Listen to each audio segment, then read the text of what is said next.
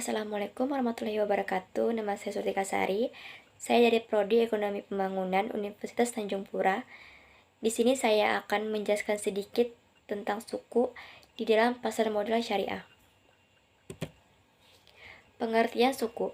Suku merupakan suatu surat berharga jangka panjang berdasarkan prinsip syariah yang dikeluarkan emiten kepada pemegang obligasi syariah yang mewajibkan emiten untuk membayar pendapatan kepada pemegang obligasi syariah berupa hasil, margin atau free, serta membayar kembali dana obligasi pada saat jatuh tempo.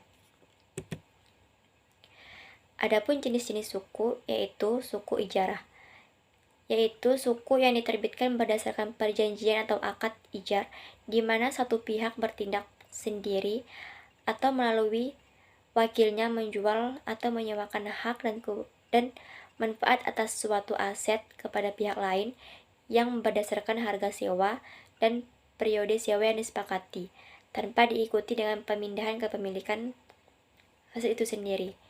Yang kedua, suku mudharabah, yaitu suku yang diterbitkan berdasarkan perjanjian atau akad mudharabah di mana satu pihak menyediakan modal dan pihak lain menyediakan tenaga dan keahlian. Keuntungan dari kerjasama tersebut akan dibagi berdasarkan perbandingan yang telah disetujui sebelumnya. Kerugian yang timbul akan ditanggung sepenuhnya oleh pihak yang menjual penyedia modal. Selanjutnya yang ketiga ada suku musyarakah, yaitu suku yang diterbitkan berdasarkan perjanjian atau akad musyarakah di mana dua pihak atau lebih bekerja sama menggabungkan modal yang digunakan untuk membangun proyek baru, mengembangkan proyek yang telah ada, atau membiayai kegiatan usaha. Keuntungan maupun kerugian yang timbul akan ditanggung bersama sesuai dengan jumlah partisipasi modal masing-masing pihak. Yang keempat ada suku istisna, yaitu suku yang diterbitkan berdasarkan perjanjian atau akad musyarakah di mana para pihak menyepakati jual beli dalam rangka pembiayaan suatu barang atau proyek. Adapun harga, waktu, dan penyerahan dan spesifikasi barang atau proyek ditentukan terlebih dahulu berdasarkan kesepakatan. Adapun jenis-jenis akad suku merujuk pada Fatwa Dewan Syariah Nasional tentang obligasi syariah, akad yang dapat digunakan dalam penerbitan obligasi syariah antara lain. Yang pertama, akad mudharabah atau mukaradah. Mudharabah adalah perjanjian kerjasama usaha antara dua pihak dengan pihak pertama penyedia modal, sedangkan pihak lainnya menjadi pengelola. Dalam Fatwa Dewan Syariah Nasional tentang obligasi syariah mudharabah disebutkan bahwa obligasi syariah mudharabah adalah obligasi syariah yang berdasarkan akad mudharabah dengan memperhatikan substansi Fatwa Dewan Syariah Nasional MUI nomor 7 tentang pembiayaan mudharabah. Yang kedua, akad ijarah. Ijarah adalah sebuah kontrak yang didasarkan pada adanya pihak yang membeli dan menyewa peralatan yang dibutuhkan klien dengan uang sewa tertentu. Pemegang surat berharga ijarah sebagai pemilik yang bertanggung jawab untuk segala sesuatu yang terjadi pada milik mereka. Ijarah adalah obligasi syariah berdasarkan akad ijarah, yaitu akad pemindahan hak guna atau manfaat atas suatu barang dalam waktu tertentu dengan pembayaran sewa atau ujrah. Yang ketiga ada akad musyarakah. Surat berharga musyarakah dibuat berdasarkan kontrak musyarakah yang hampir menyerupai surat mudharabah. Perbedaan utamanya adalah pihak perantara akan menjadi pasangan dari grup pemilik yang menjadi pemegang obligasi musyarakah di dalam suatu perusahaan gabungan, yang pada mudharabah sumber modal hanya berasal dari satu pihak. Yang keempat, akad salam. Salam adalah penjualan suatu komoditi yang telah ditentukan kualitas dan kuantitasnya yang akan diberikan kepada pembeli pada waktu yang telah ditentukan di masa depan pada harga sekarang. Yang kelima ada akad istisna. Istisna adalah suatu kontrak yang digunakan untuk menjual barang manufaktur dengan usaha yang dilakukan penjual dalam menyediakan barang tersebut dari material, deskripsi, dan harga tertentu. Selanjutnya ada akad murabahah. Murabahah adalah jual beli barang pada harga asal dengan tambahan keuntungan yang disepakati. Adapun landasan hukum Islam terhadap suku, menurut pandangan Al-Quran terhadap suku, hai orang-orang yang beriman, apabila kamu bermuamalah tidak secara tunai untuk waktu yang ditentukan, hendaklah kamu menuliskannya, dan hendaklah seorang penulis di antara kamu menuliskannya dengan benar, dan janganlah penulis enggan menuliskannya sebagaimana Allah mengajarkannya. Quran Surah Al-Baqarah ayat 282.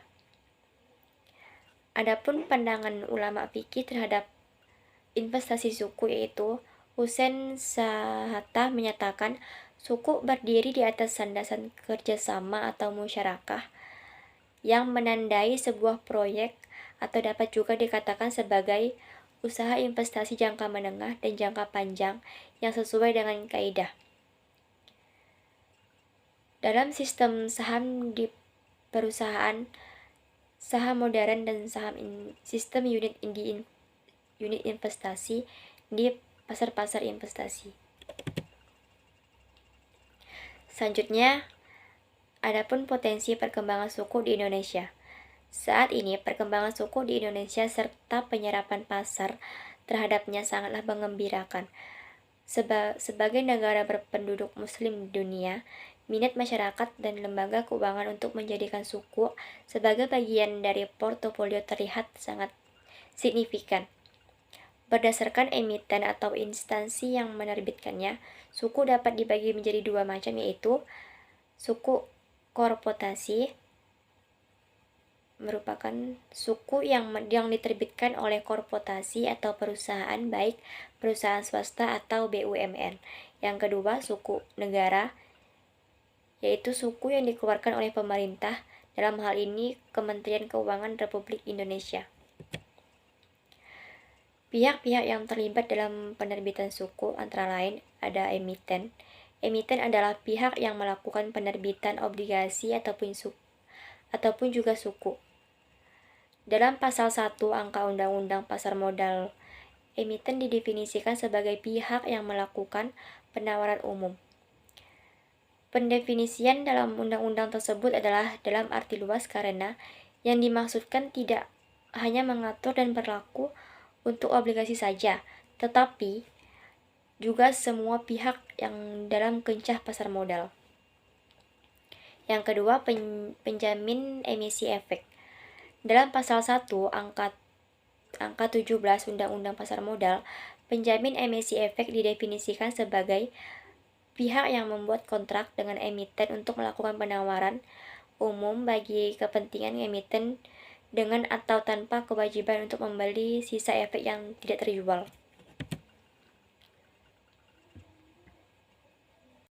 Yang ketiga ada wali amanat.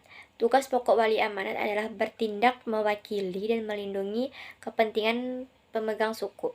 Yang keempat, penanggung.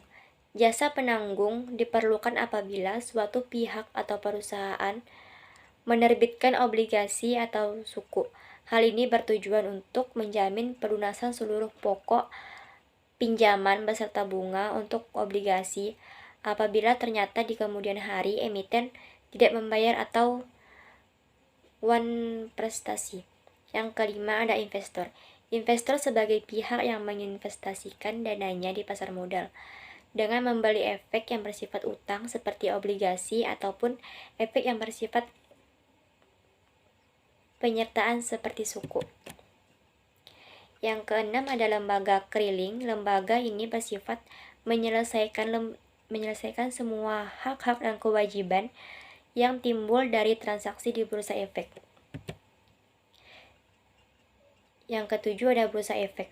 Dalam pasal 1 angka 4 Undang-Undang Pasar Modal, bursa efek didefinisikan sebagai pihak yang menyelenggarakan dan menyediakan sistem atau sarana untuk mempertemukan penawaran jual dan beli efek pihak-pihak lain dengan tujuan memperdagangkan efek di antara mereka. Sekian penjelasan dari saya. Terima kasih. Assalamualaikum warahmatullahi wabarakatuh.